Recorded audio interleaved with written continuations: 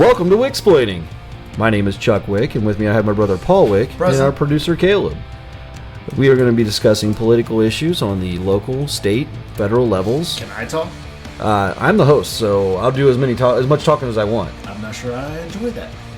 Well, you can argue about who's going to do more talking later. We have a show to do.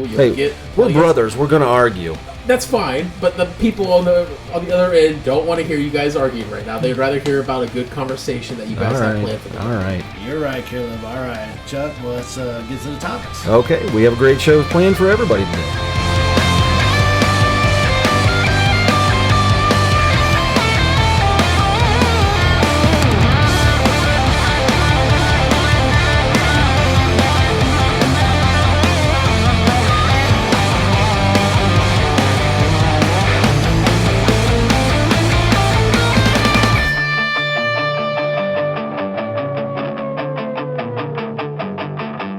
Welcome to Wick-Splaining.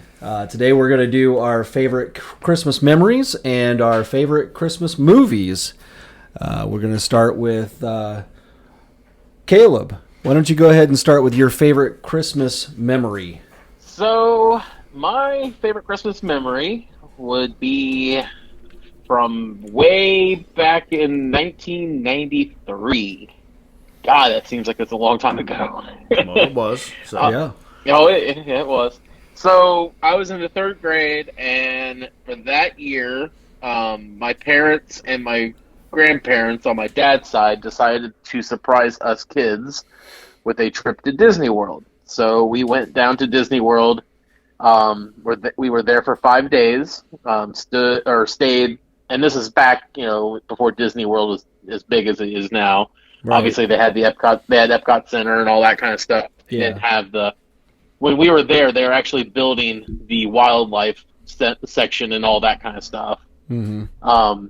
But we stayed in the yacht club, had breakfast there every day and dinner. Had the puppeteer people, or whatever they called them, the mascot people there every morning and evening. Yeah. That's nice. It was fun, but it ended on a bad note though, because we had. Part of us having to go there, we had to go and visit the grandparents. The grandparents lived in a town called Okeechobee. And if you look at the map of Florida, Okeechobee is right next to Lake Okeechobee, which is that big old hole in the bottom part of Florida. Mm-hmm. And when you are, 9 years old, I think, or 8 or 9. When you're 8 or 9 years old, no matter what age you are technically, you go down to a snowbirds community. Holy crap. You have nothing to do. The biggest attraction they had was a Walmart. And the Walmart was brand new, and they thought it was the best thing ever. And I remember just losing my mind being there. I'm like, I don't want to be here no more. Take us home. It was 5 days. It was 5 days at Disney, 1 day at Universal Studios, and then I think it was 4 days plus Christmas in Okeechobee. But the other funny part of that memory is on our way to Okeechobee, we stayed in, I forget what town it was, but obviously my parents were poor, so we didn't. The trip and all that was half paid for my parents, but more or less paid for my grandparents because he was really good with his money. Mm-hmm. But we stayed in a Roach Motel, and I kid you not, Andre and Jessica went to go get ice, and they came running back to the room screaming because there was a drunk dude passed out on the stairs. And I remember my dad just going, "Nope, we're not staying here." And he takes us all in the car, and we drive like 3 or 4 miles down to a Holiday Inn and stay there. So I think I think the Roach Motel was like a Days Inn or something like that. But it was It was bad. But as far as Christmas memories, that was probably one of my best, because obviously, going to Disney World's always, one of those. It normally is like those once in a lifetime things. Obviously, I want to go back, but but for when you're that old or you're that young, it's kind of like one of those good memories you have. So yeah, that's amazing at that age to go and do something like that. Yeah. All right, Paul. I don't know. I mean, I was thinking about this the whole time that since we brought it up and everything, and 5 minutes ago, that I mean, I've had Christmas in different parts of the world. Been around, been crazy, but I mean, I guess my favorite Christmas was when I came home surprisingly to Mom, and you came pick me up from the airport. Yep.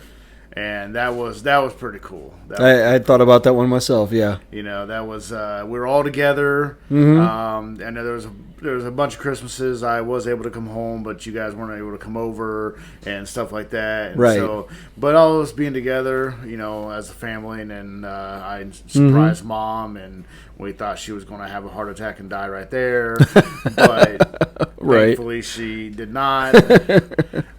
So. Yeah, I think that's probably my favorite Christmas right there. Yeah, that was a pretty special one. Yeah, Mom was very surprised. Oh, yeah. Yeah, and I'm glad we engineered it that way to... Don't know how much I had to lie to her. To not, right. What are you doing? To not give it away. What are you doing for Christmas? You better not be alone. Mom, I'm not alone. I kept on telling her, we have sergeants here that take in everybody that, and that would be us because, they didn't care. Everybody else goes home, of course. Yeah. I mean, home, so I didn't care. Uh-huh. But yeah, it was she grilled me for like every day, and I was like, I'll be fine, Mom. Were you in? I don't remember. Were you in Biloxi? Oh, you were in England at that time. Okay, yeah. I couldn't remember where you came from at that point. I remember picking you up at the airport and bringing you home, but yeah, I couldn't remember where you came from. I was in England that one. Technically, he came from Troy. Well, yeah. Because I just love how you said. Technically, I couldn't remember where you came from. I'm like, well, I'm pretty sure you're from Troy. Yeah. I mean, I was there, so I know. Yep. I was 6 when he was born, so yeah, I do remember that. Yeah. So, okay, well, I would have to go with, I think, one that sticks out in my mind is, I don't remember the year. It probably would have been sometime in the late 80s time frame, because I probably was about 11, 12 years old, somewhere around there. And this would have been the year that I got a bicycle for Christmas. And, as Paul knows, we didn't have a lot of money when we were growing up. And so getting any kind of Christmas presents that were, beyond just, the ones that were for everybody. Socks, underwear. Yeah, and the and the traditional one big Christmas gift for the family. Yeah, the one big one for the family. It was anything outside of that was pretty special. Yes. And so I think I was around, like I said, 11, 12 years old, something like that. I got a bicycle for Christmas, and that was it was extremely a huge surprise to me that happened. I think Dad actually even stayed up the night before or something, put it together, something right. like that. Yeah. And, why that sticks out in my head that I got that was because only a few months later, while I was delivering newspapers, because Mom was the paper counselor, and what they call the paper counselor, which was the person where all the papers were delivered, and then all the paper boys would come pick up the papers, and that was at our house. So I was doing that job probably a lot younger than I should have been. But that was because Mom was the one, and I did the route that was on our street. So, it was really easy for me to do that. But my bike was stolen. And actually a few of the older kids that were doing the deliveries, they were in their teens, 16, 17 years old, something like that, chased the kid down and got my bike back. So it's kind of the reason why that story, or that Christmas sticks out in my mind, is not just because of how special it was to get a bicycle when we weren't getting Christmas presents like that, and just because then that whole thing about it getting stolen and the kids chasing them down and getting my bike back and all that was pretty monumental at that age. Oh yeah. So that Christmas always sticks out in my mind. And they whooped him pretty good. I mean, I think they did. I think they knocked him off the bike, and he got pretty scuffed up when they knocked him off the bike and everything. We did grow up poor. But I actually appreciate that I grew up poor because I appreciate things more than I think I would have if we had money. I appreciate everything I have. I appreciate everything that I can afford for my kids. Right. And then plus in the I hate to say it like this, but kind of it feels like in a poorer community like we were at, you stuck together a little more. Mm-hmm. That's why those kids chased that guy down for you and got your bike back, because it was we're more of a close knit community. Yeah. Of of course there's bad apples, and that was the bad apple that stole your bike. Of course. But the rest of us were bad apples just together. Right. So, I think it's because Mom was so charismatic. Everybody loved Mom.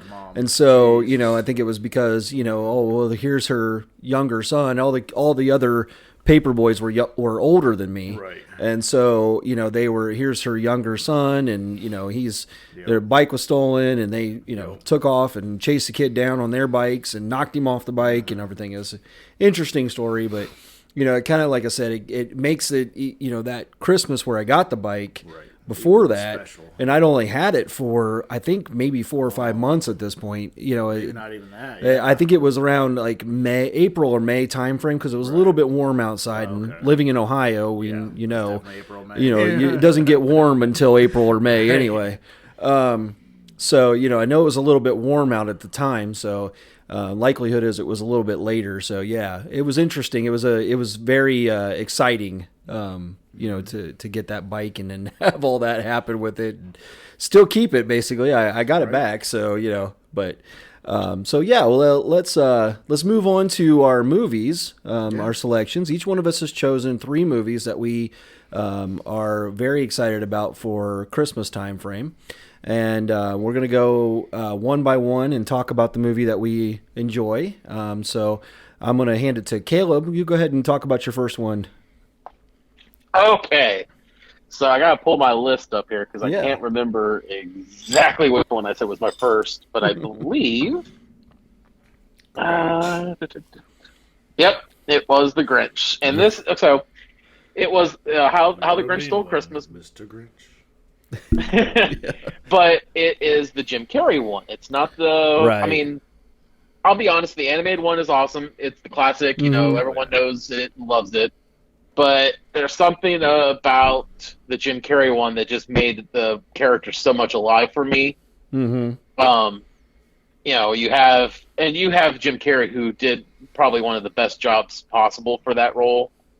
And so it was just one of those things where you had everything. Like you had the basic story of the Grinch that obviously Dr. Seuss wanted to tell. Mm-hmm. But then you have everything that was added that Ron Howard and Jim Carrey did. Like you got him going to the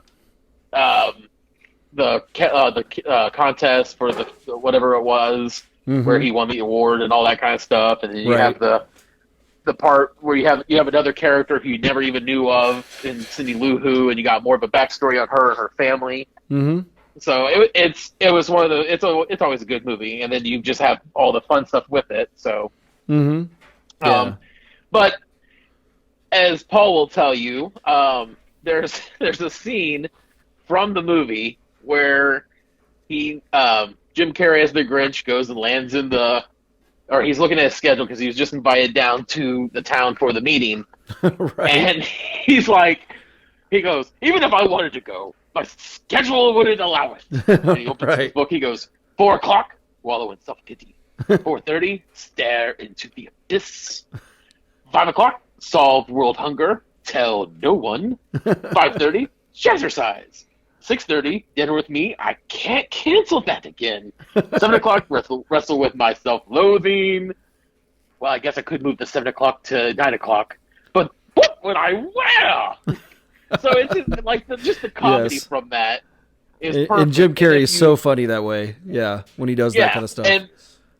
And there's a part of the movie that if you watch the outtakes on the Blu-ray or the digital version, after he does the whole "What will I wear," he goes to a table and there's a tablecloth there, and he pulls it off. Originally in the script, what was supposed to happen was he was supposed to pull it off, and all the plates and stuff was supposed to fall. But he pulled it off in such a perfect way that nothing moved. So Jim Carrey runs back into the scene and just knocks everything off. And that entire part was ad-lib because it wasn't supposed to happen. Wow, I didn't know that. I did not know that either. That's hilarious, though. Yep. It was just one of those funny things where it's like, oh, I didn't realize that was supposed to happen. So, but like I said, that's number one for me. And it always will be, just because, like I said, of Jim Carrey doing what he does and everything else with it. Right. Okay. Well, thank you, Caleb. And so, Paul, what's your first one on your list? National Lampoons. I mean, National Lampoon's Christmas, dude. That is the classic. Pretty much ever since it came out, we as the Wick family watched it every single Thanksgiving. Right. Pretty much since it came out. Yeah. It came out in 1989, I believe. It was around 88 or 89. Somewhere around there. It was the 80s or something. Yeah. But, maybe it was in the 90s we started the tradition, but it was something like that. It wouldn't have been too long after that, because I remember it as a kid. And, the 90s, you get into 90, I was already in high school at that point. True. So, I mean, it was just, one of those staples in our family that we did. And the older I get, the more funny I think it is, even. It's kind of fun about it. It's kind of funny about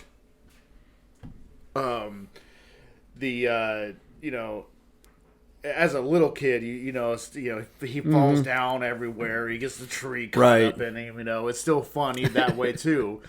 Yeah. And holy shit, where's the Tylenol?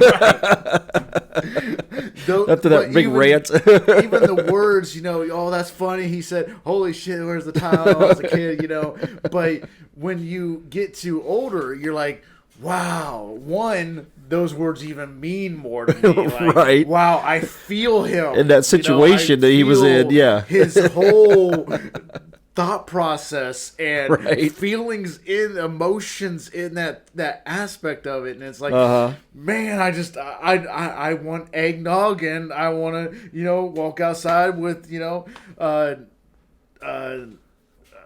I can't think of the damn cousin's name. Eddie, thank you.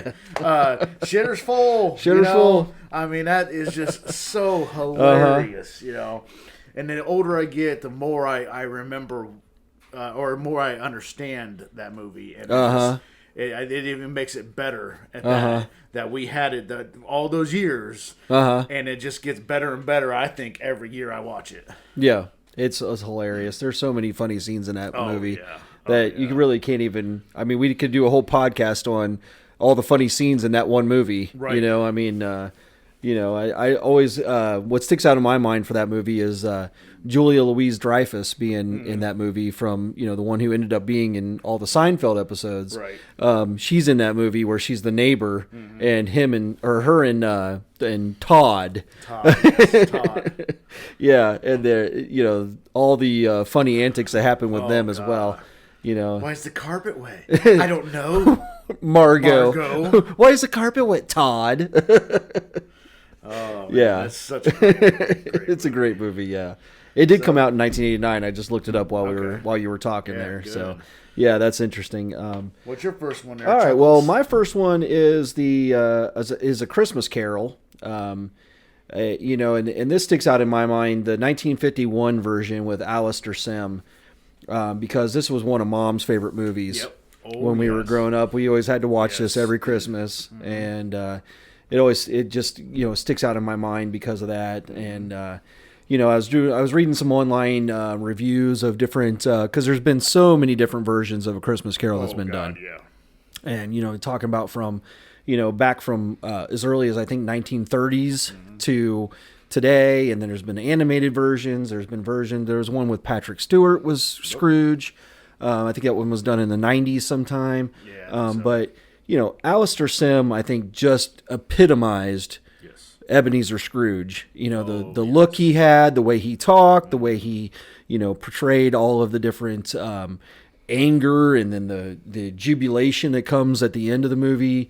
I just feel like he did the best that could ever be done with that movie. Right. And it's funny how that's like, what is that, 70 years ago almost now, that was done. And it's just, funny how that sticks out as like the best. And even the reviews I was reading online were saying, this is the best one. This, there's, like I said, there's lots of other ones to pull from, but this is definitely the best one. I do remember there being one, and I cannot find the version that, or the year or whatever that this one came out, but there was one where there was a specific scene when Scrooge shows up at his house, and the scene where Marley is on the door knocker, and and he's talking to him as he's walking into his house, and then as he goes in the house, he goes up the stairs to go upstairs, and there's like this horse and buggy carriage that comes by him, like a ghost version of it. Yeah. It just like, and he's like, that, it's like the wind blowing him back and stuff as this thing goes by. And I cannot find this version. It's in my head is like, I remember that scene. I remember that. And I cannot find what version that is in. I just watched, I was actually sitting somewhere today, and I watched this 1951 version because I thought, well, that's got to be the one that has it. And it doesn't. So I pulled up, there was a 1947 version of A Christmas Carol. It doesn't have it either. So I'm not, and I know it was black and white. It was not color. Right. So you might actually have to go back further. It may have been 47, you're kind of getting in the transition from black and white to color. And it may have been in the 30s that version was made. I'm not really sure, and it may be hard to find it I'm online. right there with you. But I do remember that. It happened, yes. Yeah. Yes, I'm glad you're saying that, because I'm like, I'm not crazy. No, I mean, not for that reason at least, but I'm crazy for other reasons, but not for that one at least. And you can be quiet, Caleb. Is he still there? Yeah, he's there. Oh. Yeah, I'm here. Okay. I'm just being quiet. You told me to be quiet. I'm being quiet. I just disconnected myself. Okay. So anyway, that one is one of my favorites. Like I said, I just remember so many Christmases, because our family usually celebrates Christmas on Christmas Eve with the whole family. And then as we were growing up, Christmas Day was always at home with mom and dad and, our 72 siblings that we have. So, it's just, we would watch that and some other movies and stuff, but that was always one of mom's favorites. So I feel like the acting was better back then, though, because of,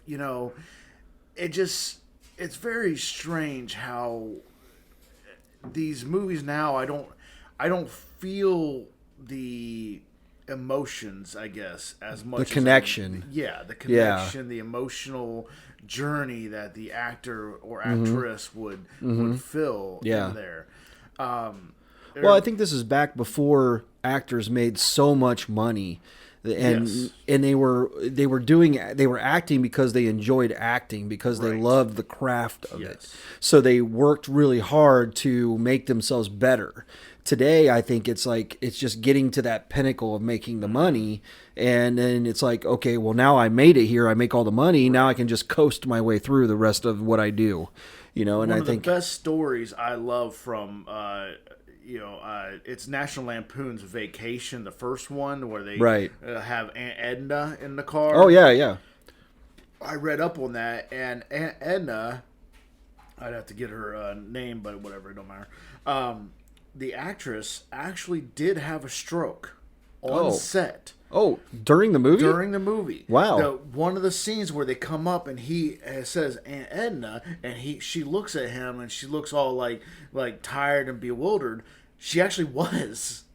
She had a stroke. She forgot her name. She forgot everything. Wow. But she stayed. They went to the hospital. Mm-hmm. And the crew was like, the director, producer, they're like, oh my God, what are we going to do? I don't know what we're going to do now. It's like, this is a huge That's crazy, part of this movie. And she stayed up all night with her husband relearned every line, and went back to the set the next day and finished the movie. Wow. See, that's the dedication. And not knowing her name. See, and that's what I'm talking about. Is that dedication to the craft of acting, not, because a lot of your actors today would just be like, "Oop, I'm out." Oh, yeah. I'm going to go. Cut me out of the movie. Cut me out of the movie completely. And you wouldn't hear from them for a long time, I'm sure. But the older people, like that, older actors and stuff like that. Man, you guys have just got a whole bunch of crap going on over there. I guess text messages come through. Paul got a new phone, and Caleb's calling in on the phone, and so now we're getting his text message, jaunty tune there that he uses for his text messages. If I put on silent, it shouldn't happen anymore. Well, that's my bad. we learn and we go on. We learn. So so let's move on to the next set. Yeah. So go ahead, Caleb. What's your second movie? Oh man, second movie is the best one ever. Well, at least it's not. It's as good as the first one, but not as But it is The Santa Claus. Okay. Tim Allen. This is back when Tim Allen was huge and popular with obviously Home Improvement. Home Improvement. Yep. Yep, and obviously Santa Claus and Home Improvement were created by the same. It was ABC and Disney at the same time. So they had a little bit of a crossover, if you want to call it, like a little bit of the Tim Taylor character came through and the Scott Calvin character that he was doing.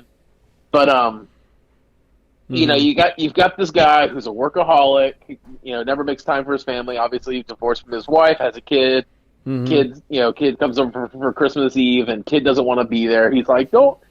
He's like, obviously, I remember the scene where, he's like, "You'll be here tomorrow morning, Christmas morning, right, Mom?" She goes, "Yeah." She goes, "I'm talking early, like butt crack of dawn early." and she's like, "Yes, Charlie, I'll be there. Well, don't worry." And I remember the scene where right after that, you have Julia Childs doing a voice monologue of a Christmas dinner, and it goes from this TV, which the dinner on the TV looks amazing, and then it pans out, or it transitions to what the Tim Allen's character has created. It doesn't look anything like it. Yeah. And he's in the kitchen with the fire. Yeah. Right. The Julia Child. "Oh, this is the turkey. Let's do this." Right. And she's like, "Well, we're going to stuff the turkey and make it presentable." But it pans out. Here's Tim Allen's character with a fire extinguisher putting out a fire in the oven because of the turkey. And he's like, "This is why you always have a great high-powered fire extinguisher in the kitchen." Just like, I'm like, that's something I'm pretty sure Tim Taylor would have said on Home Improvement. Right. And they go. Obviously they can't eat it, so they go to. They're going out to look for a restaurant to eat at, and obviously the kid's like, "I don't want to eat there. I don't want to eat there." He goes, "Well, it's closed anyway, so that's fine." But they end up in Denny's. Yeah. And they end up in the loser's row of Denny's, because he's like bunch of dads with wrappings on their hands and kids with the dad, and he's like, "Well, Dad burnt the turkey." Yeah. But so to go from there, but then you got the character who. Obviously he doesn't believe in Santa. He doesn't care about Santa. Doesn't try to put it off as Santa, because obviously he's a toy maker, so he knows where all the toys actually come from. Right. But he transitions into being obviously Santa Claus, and it's a very slow transition because obviously it has to take a year. And I just remember comes into a work meeting in sweatpants and a sweatshirt, and he's like, "I was stung by a bee." And the boss is like, "Must have been a really big bee." Right. And and obviously he gets checked out because he's like, how fast can hair turn gray?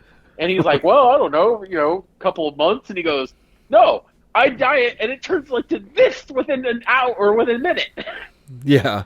And you got when he's looking at the list, he's walking down the street, obviously in big old baggy or sweatpants and a Christmas sweater, and he's got a hat on, he's got the big beard, and he's like, "Johnny, naughty, Veronica, nice." And she goes, "In your dreams, slay boy." He's like, "What?" Right. but then he's got the scene where I think this is all ad libbed. Is he gets busted by the cops because his ex-wife and the fiance or the whoever he is, they report him as stealing the kid, but he's being interrogated by the cops and they're asking him what his name is. He goes, "Are you Scott Calvin?" He goes, "Chris Kringle." "Scott Calvin? Père Noel." And he's just like going through all the different names for Santa Claus. Right. And it's just hilarious because it's just Tim Allen riffing off of him, and it's both of my movies have been comedies so far. So, Paul, what's your second movie? Oh Lord! So I'm gonna make it go bad again. Oh God! It's a Wonderful Life. Okay, that's a good movie. Yeah. So it's watching it as a kid because Mom loved the movie. And we watched that a lot. And watching it as a kid, I didn't get it. This guy's going crazy. Is it weird? And then he doesn't want to. What if he wants to know what would happen if he was never born? And blah blah blah. And it's like, it's such a weird movie. When I was a kid, I was like, well, I don't get this. This is just weird. I mean, I really don't get the appeal. And then of course, we never talked back to Mom. So whenever she wanted to watch it, we were watching it. Right. But as I got older into my teens and older than that, it made so much more sense. Mm-hmm. The movie itself is like, man, the ripple effect of your life, you don't even realize how many people you affect when you were just born, let alone your day to day and doing this, doing that. And in the movie he stopped the pharmacist, from giving the wrong drugs out, and he saved that kid's life. If he wasn't born, that guy was Mr. Gower. Yeah, I didn't know was gonna give out the wrong because he was drunk. Remember, he was drinking because his son had died. Yeah, and then he was a complete and utter complete drunk if he wasn't the main character wasn't born, and it just it was like and then the end of the movie is just every time a bell rings, an angel gets his wings. And he's like, that's right. And I think that's the funniest damn thing ever. I always say that, That's right. Somebody's right. I was like, that's right. Nobody gets my reference anyhow. And maybe somebody will now that I'm saying it out Good old loud. Jimmy Stewart. Oh, yeah. That's right. It's hilarious. I loved it every second of that. As I got older, like I said, as a kid, I'm like, oh, God, we got to watch this black and white movie again. He sings. He gets crazy. He goes back to his family. Whoop-de-freaking do. But, man, as I got older, I'm like, man, this makes a lot of sense. Such a good movie. It makes a lot of sense when you get older and you're an adult and you're watching it and you've got all those problems in your life that he has basically, and you understand more of what you can commiserate with him, and you feel that, and it's like, oh wow, you feel like well, would the world be better if I wasn't here? I mean, how would the world be different if I wasn't here? That kind of thing. So we'll never know the true answer to that question, right? But you can, because we don't live in a movie, so we can't actually make that happen. like in It's a Wonderful Life, But I think day to day, you can see, if you really look, you can see the differences that you actually do make. Yeah. And this movie was made in 1946. Yeah. So it was right after World War II. And I believe Jimmy Stewart actually served. He did. He was in the Army. In World War II. Yeah. And so this would have probably been one of his first movies he made after getting out of the Army. It was first or second movie after getting out of the Army, yeah. So this would have been, very, very, instrumental in understanding, life transitioning from war back to, normal life again and all that kind of stuff. And, I'm sure that a lot of, it also probably rings true with a lot of veterans. Like, how do I feel about, what if I wasn't here? What would be different if I wasn't here? If I had, actually died in war, and how would life be different, that kind of thing. So there's a lot of different ways you can take this movie and different interpretations as well too. So I agree. It's a very good Christmas movie. Yes. Oh yeah. So we're on to you. all right. So my next one is Miracle on 34th Street. Love. Which one? The older one. I believe it's from. I'd have to look it up again to tell you. Black and white one. Yes, Okay. of course. So I figured. That is a nice. it's one. I love that one. 1947. So it was the year before our mom and dad were born.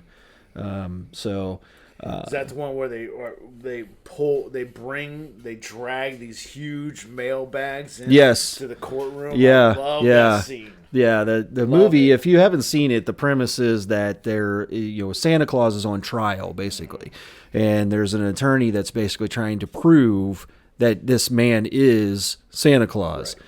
And so the idea is that the premise is proving that Santa Claus is real, because, in the movie, as in real life, most people believe that he's not. So then there's this man that comes along who claims to be Kris Kringle and Santa Claus.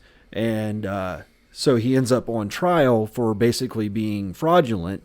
Yeah. And so this attorney is basically proving that he is Santa Claus. So they bring in the mail bags with all the mail, and, they're saying, oh, well, if the U.S. Postal Service would deliver this, they cannot deliver mail to the wrong person. It's against the law. So if they're going to deliver this mail to this man, he has to be Santa Claus. If these many hundreds of thousands of people believe in Santa Claus, then how can he not exist? Right. Yeah, exactly. It's so... it was another one that we used to watch when we were kids, and it was another one of Mom's favorite movies. And too, yeah, so from 1947, and it's just it was let's see, I can't remember the guy that played Edmund Gwynn played the Kris Kringle Santa Claus in that movie, and it was just. I mean, I'm sure there's been a couple of remakes of that movie along the way, but I think the original from 1947 is the one that stands true. With yes. the way it was done. So, all right. Well, Caleb, move on to your next one. Yeah. All right. So my next one is a tie. It's hard to put both of these. I mean, it like both of them are pretty much my favorites when it comes to it. Yeah. But it's a toss up between Fred Claus and Home Alone. Okay. Home Alone, I'm going to talk about first a little bit. I would have to go with Home Alone if I was choosing those two, because I really enjoy Home Alone. Right. Kevin McAllister. I was like, I was thinking Home Alone probably would edge it out if I had to put them head to head, just because. Right. Home Alone, came out in 1990. It's one of those movies that back in the day, it was always on local TV on Thanksgiving night right after dinner. So you get done with all your family stuff, you'd sit down. You'd be stuffed from like second dinner and pumpkin pie and all that kind of stuff, and then you're as a family. Obviously, not a lot of families do this anymore. You turn on Home Alone, and everyone would watch Home Alone. Right. Why Home Alone shares a very special part with me is back in, obviously, like you mentioned and Paul's mentioned and I've mentioned before. We grew up kind of poor. We didn't have a lot of stuff, but one of the things we did have was a VCR player. And I had I think it was one of the Christmases my mom and dad got me obviously back then it was Santa Claus who got me, but Santa Claus or mom and dad got me a VHS of Home Alone. I watched the crap out of it so much. Almost wore out the tape, huh? No, the tape did get worn out actually. Like I remember watching it one time. And it's the scene where he gets the pizza, and all of a sudden the tape just starts fuzzing out. It goes fuzzy, yeah. The old VHS tapes you will watch do that. so much the tape, yeah. I was so sad and mad at the same time because I'm like, oh, this is my favorite movie. Yeah. But that.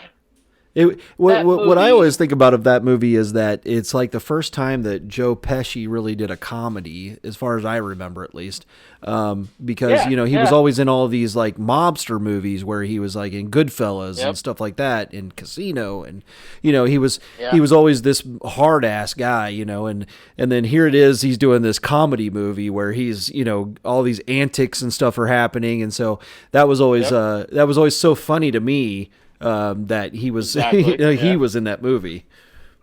Well, him and Daniel Stern were like the two best people to put together as the villain act, because here you have Joe Pesci, who was, and if you look back on it, it's like Pinky in the Brain almost, because you had Joe Pesci, who as his character was the brains behind the operation. He was the one who was like, let's go hit this house. He was the one who's casing the houses as a fake police officer. And then you got the Daniel Stern guy, who's his partner, who, for the love of God, I don't know why, but was filling people's sinks full of rags and then turning the water on. So if they ever got busted, the cops were going to know they hit all these. What do you call it? He called them like the water bandits, or what was it? Something like that. Wet bandits or something. Bandits. Yeah, he tried to call them that. He was like, "We're the wet bandits, remember?" But you had that part, and then you had just the undertone of, here's this kid who is getting crapped on because he's the youngest of the family. And, all of his older siblings crap on him, and obviously I felt that connection because I'm the youngest. Paul probably felt that connection too because he's the youngest. But you're just getting crapped on by your older siblings and your parents and your uncles. And you're just like, you know what? I don't want to have anything to do with any of you. I hope you all just disappear. And sure enough, it came true, but not in real life. But he wakes up and they forgot him because obviously, the power went out, so they didn't wake up on time, and they left him upstairs. And he has to survive by himself for 5 days. Yeah, and you've got all these when it comes to the house, the defense of the house and stuff. You've got all these like funny moments, like Daniel Stern falling down the basement stairs was just priceless, because I remember, and this is coming from, and obviously I hope your sister listens to this, but your sister wasn't famous for falling downstairs, probably even falling upstairs too. But every time I see that scene, I'm like, that's something Tara would probably do. Just fall right down the stairs. And then you've got, the big M on the handle, and it's being heated up by a barbecue starter, and he just, Joe Pesci's character just goes and grabs it and burns it into his hand. And, he gets the blowtorch. And then, that's exactly what I have it called up from IMDb on my computer right here in front of me. And the scene that they're showing is the one where he's getting the blowtorch on his head. just as I pulled it up. It's like, that's funny. And it's funny because back then, I didn't know they were using a stunt double, and I actually thought that was him, and he's like jumping around and all that kind of stuff, and he throws his head into the snow, and the way they obviously now being older, you can tell they cut it and stuff. But I love the part where this is obviously close to the end of the movie, but they almost get Kevin McAllister, and he's reaching for his brother's tarantula, and he gets it. And he puts it on Daniel Stern's character's face, and he lets out the most blood-curdling, girly scream ever. Yep. And he's like, That's funny. He turns around and he's like, "Don't move, Harry." He goes, "Mom, what are you doing?" He goes, "Don't move." And he's got his crowbar, and he just whacks him right in the chest. And it's like he misses the tarantula completely. Didn't even come close to hitting it. Right, and like I said, it's just now that I think about it, that probably would be number 3. I mean, Fred Claus is a good movie, but it's also one of those movies that it's a cult classic. So maybe that's why I like it so much, because it didn't get all the fanfare, because it has Paul Giamatti, and it has I just forgot his name. Oh man, he was in Wedding Crashers. I can't think of his name. Not Owen Wilson, but the other guy. But he's in it, and I gotta find the guy's name now, because it's gonna kill me. I know, it's killing me too. I can't remember his name either. I can picture his face too, and I can't think of his name. Vince Vaughn. Vince Vaughn. That's Vaughn, it. Yeah. Yeah. So Vince Vaughn plays the character Fred Claus, and he is the older brother of Santa Claus. And his parents basically treat Santa Claus as the be-all, end-all, and Fred is just like the bad older brother who doesn't do anything right. And it's just one of those things where he has such a resentment for his brother that he even tells a younger kid that, hey, Santa ain't this guy. He's just some playboy. He goes out there, looking for the adoration of kids. You know, don't worry about him. You can do better by himself. And throughout the movie, you know, him and his brother Santa get into it, and eventually Santa makes up to Fred, because what started the whole situation is Santa cut down a Christmas tree that Fred was in, that his best friend, who was a bird, was living in, and obviously the bird flew away.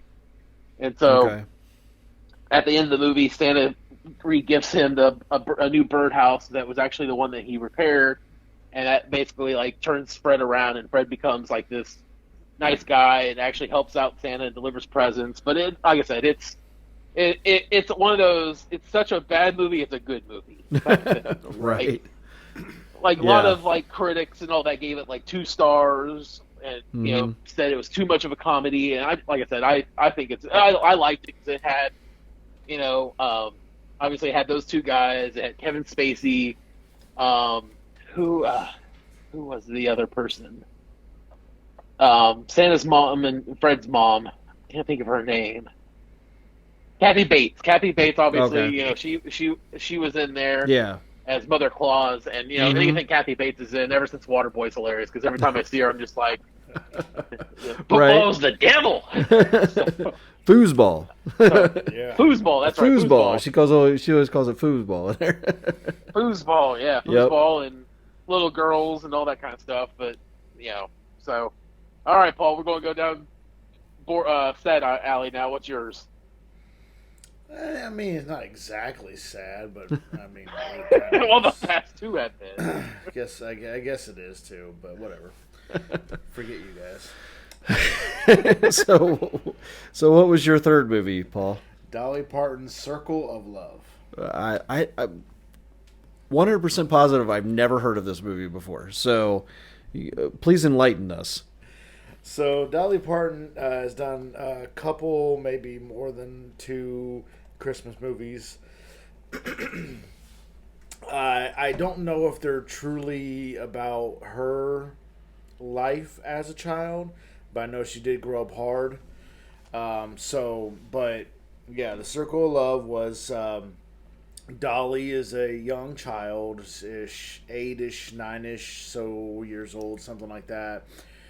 And there's the family has, you know, mom, dad, and there's there's 8 kids or something like that, and there's a baby, you know, and the dad, I don't remember why, but he had to go off to the next town to get work.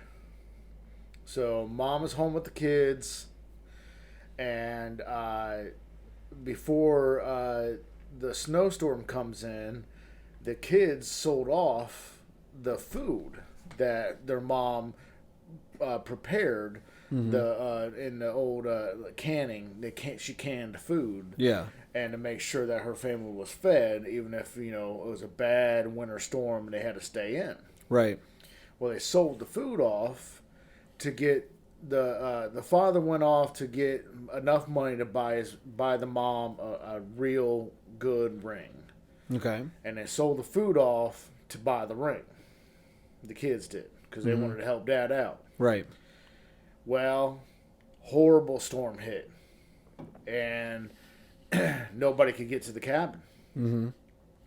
And they were down to scraps, and you know, but of course, They lived. God saved them and everything. You know, it's a religious movie, of course. You know, okay. You know, the mom, Dolly's mom's dad was a preacher, and he's the one that drove the Dolly's dad to the job, and then he went and got him because, you know, there was no way to the house, and he was, you know, too old to go through snow like that. Okay. So he went over there and got him, brought him back, and then he finally dug his way to the house, and you know, it's a very good, you know, Christmas heartwarming movie. I really enjoy it myself. You know, it just you know, I just, you do what you can for your family, and then your family, you know, tries to help you as well, and it's like, you know, it's one of those beautiful things that we have these days. Well, you know, some people have these days, that you can try your best, and it's okay if you come up short. Yeah. Okay. So. Yeah, that's a good story. I will have to check that one out. I'm pretty sure I haven't seen it, but I will have to check it out. It's actually pretty recent, according to what I looked up here on IMDb. It's a newer movie. It's 2016 it came out, Yeah. so that's pretty recent. So yeah, she does. She has a couple of Christmas movies, and yeah, I mean, I'm not sure, but I think it's stories from her actual childhood. Oh, I think that actually happened. very well could be. Yeah, very well could be. She grew up hard, and I believe West Virginia. I believe is where she was from. I'm not really sure, but somewhere in the hills. Yeah, Virginia, West Virginia. Yeah, somewhere around there. She was in the hills. Yeah, for sure. But yeah. So Chuck. All right. Well, I had originally, and I'm going to give an honorable mention to this movie, Elf, the Will Ferrell, Zooey Deschanel. I think it's a hilarious movie. It has a lot of good, funny moments and stuff in it. But I think I'm going to have to give my top 3 position to A Christmas Story, with Ralphie and You'll Shoot Your Eye Out. But I was sure you were going to bring it up, so I didn't do it. Red Ryder BB gun, and you just can't. You just can't leave that one out on any Christmas list of Christmas movies, So that one is another one that I think we used to watch as kids a lot. Well, it was on. Yeah, it was always on. I mean, right now, Because the network, how they did Christmas Day on the network was they put that movie on repeat. Yeah, and they went home. They do that now. It's like I think it's one of the TV channels, TNT or TBS or something like that. Does that? They do on Christmas Day. They play 24 hours. They play it like throughout from like midnight to midnight. They play A Christmas Story. But it used to be when we were kids, they didn't have the technology they have now. Yeah. So they would just put that on repeat. And then I remember as a kid that some Christmases it would mess up. And then all you see is this like loop or this bar until somebody figured it out and ran into the station. Went back to the studio to change it over. Yeah, probably. I'm sure that's probably what happened. So, there's just so many funny moments in that where I just remember the moment where they blow the tire and they pull off to the side of the road to change the tire, and his dad gets out to change the tire, and then he's holding the hubcap there with the nuts in it, and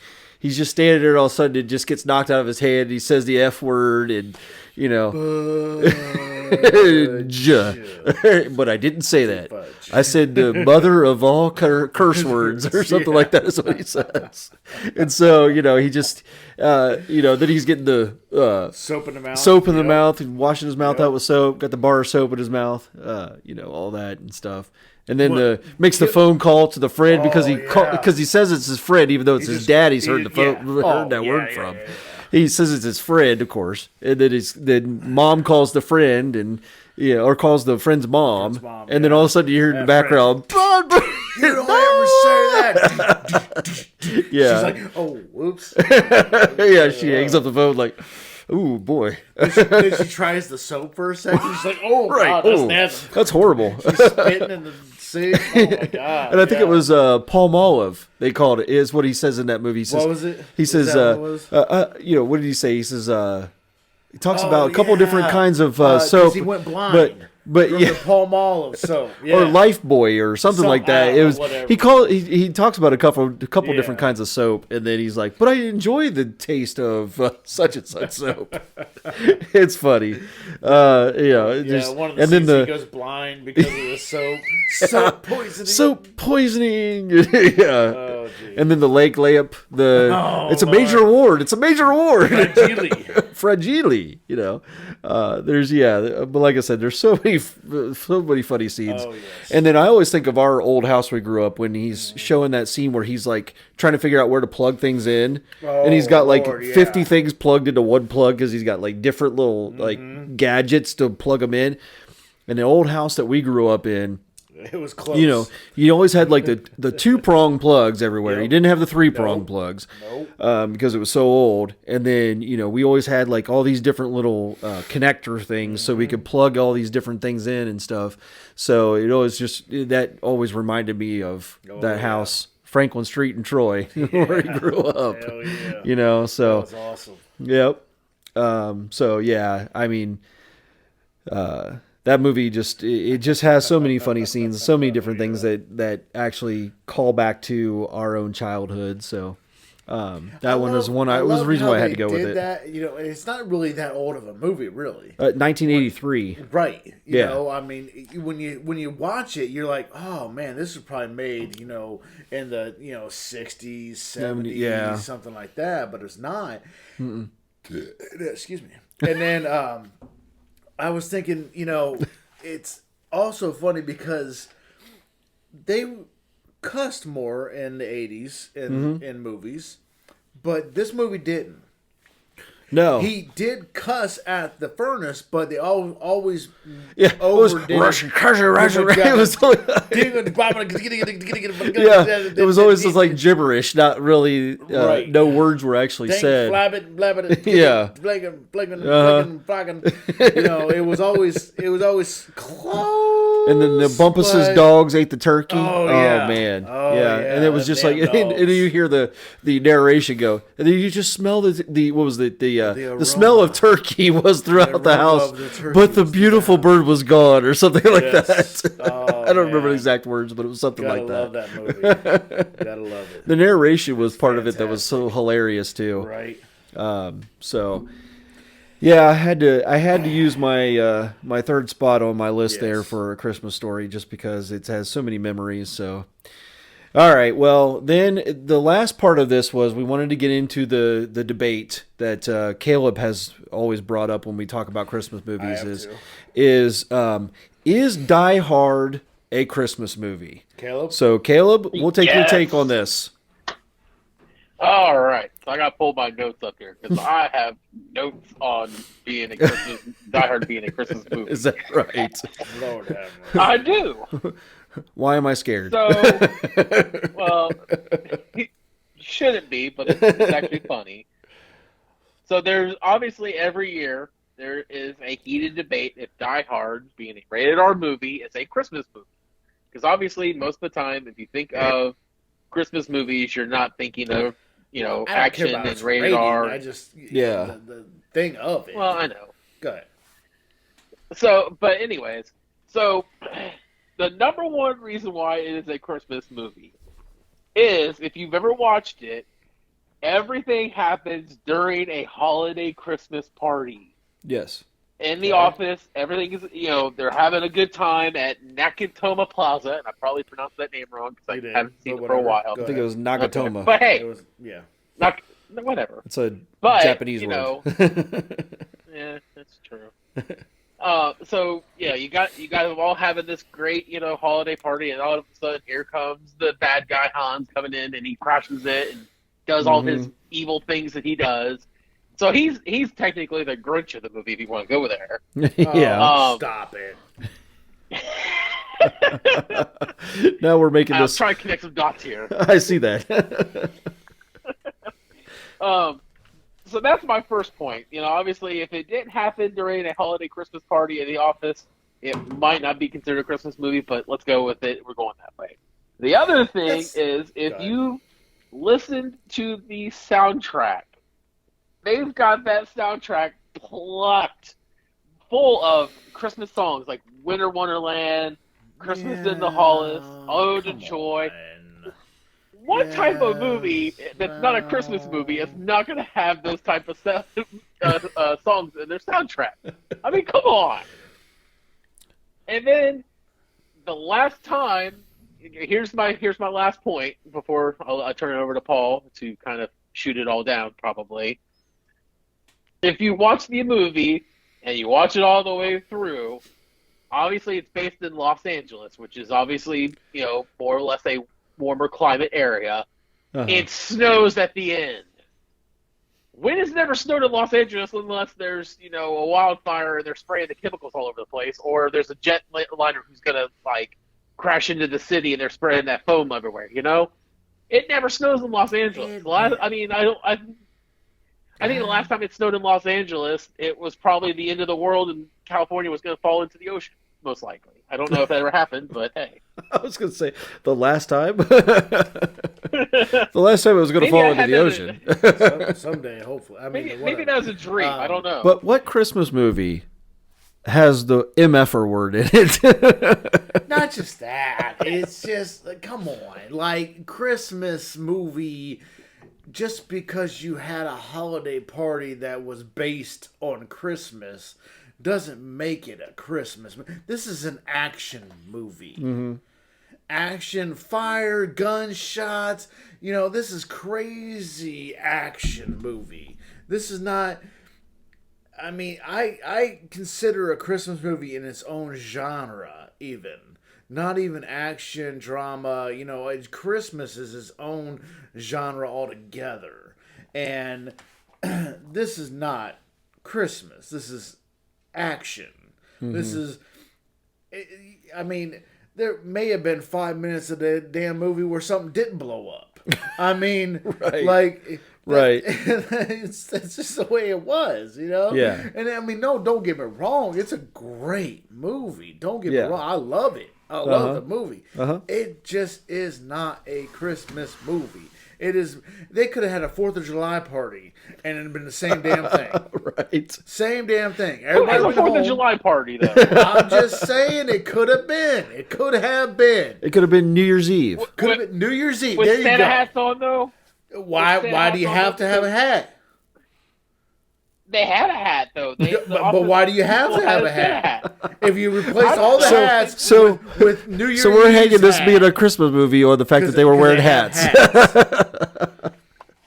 Well, I'm looking at the poster for this movie, and there's nothing about Christmas even in the thing on it says, high above the city of L.A., a team of terrorists has seized a building, taken hostages, and declared war. One man has managed to escape. An off-duty cop hiding somewhere inside. Yeah. He's alone, tired, and the only chance anyone has got. All right. Doesn't mention anything about Christmas.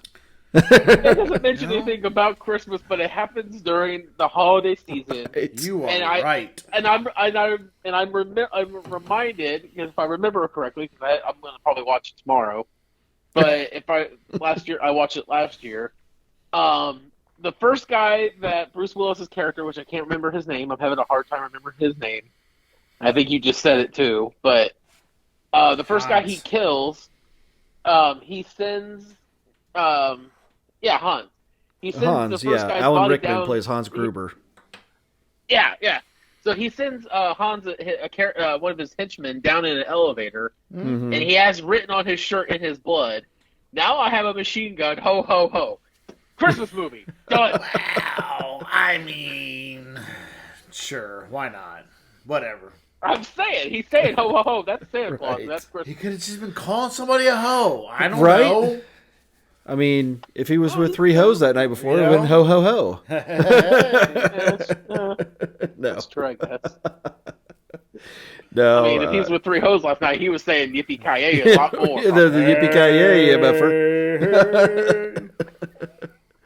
Yeah, exactly. Right. So I have to go with Paul on this one. That I don't think that this is a Christmas movie. I think that it's an action movie. It's a very good movie. I like it. I mean, I can watch it anytime I want to. I mean, it's not a problem. But I would not classify this as a genuine Christmas movie. You know, like the realm of all the other movies that we've discussed so far. What about an action Christmas movie? An action Christmas movie? I think that would go along with your How the Grinch Stole Christmas, the Jim Carrey version. There's some action in that movie. You're grasping at straws. That's true. You know, there's action in It's a Wonderful Life. I mean, there's always going to be action. I mean, you can't have a movie without technically having action. Mm-hmm. I mean, something has to happen. He gets into a fight in the bar in It's a Wonderful Life. Remember? Yeah. Oh, yeah. So there's action there. You know, he's jumps off the bridge. Jumps off the bridge. Yeah, there's action there too. Yeah. You know, so you got pretty much the same stuff that happens in Die Hard. There you go. In It's a Wonderful Life. There's fighting. There's My- jumping. my I mean, brain. Hans Gruber jumps off the dang building. So I mean, it's the same as Jimmy Stewart jumping off the bridge. Exactly. You know? You know what? You convinced me. Die Hard is a Christmas movie. I didn't even mean to do that. Yeah. I'm not No, convinced. no. If you believe that, I'm that's BS. some definitely I got BS a right bridge there. to sell you too. Well, it was funny as you're sitting there thinking, all movies are technically action movies. I'm like, Titanic isn't. I'm like, wait a minute, nope, they crash into the iceberg. There's mean, action. the Yeah, boat- yeah. The whole Breaks boat apart. breaks in half and goes 180 in the air. That's not action. I don't know what it is. And then, what's action? if she just got off that damn door or Dude. moved over Move your and let ass him, over. he'd And he'd she's have skinny lived. Girl. She wasn't even a big girl. He'd have lived. I mean, like, He'd dude, have lived. let the man You know? on. It's. I mean, Saying. I'd have been like, you know what? Get off the damn door. Yeah. All right. Well, we've talked enough, I think, for today. So I think we're gonna go ahead and close this off so we don't end up with the episode that's 2 hours long. So if you would like to send us any comments, wick.splaining@gmail.com. And I think from here on out, I'm going to end every episode with "Let's go, Brandon." So I love it. thank you. Have a good evening. Love it. Well, that was today's topic. I hope you enjoyed our candid conversation. If you have any comments about our conversation today, please email us at wick.splaining@gmail.com. And even Donnie has something to say. Like, share, and subscribe. All right. And just to wrap that up, you can find us on Anchor, Spotify, Apple, and Google Podcast. Thank you for listening. Thank you.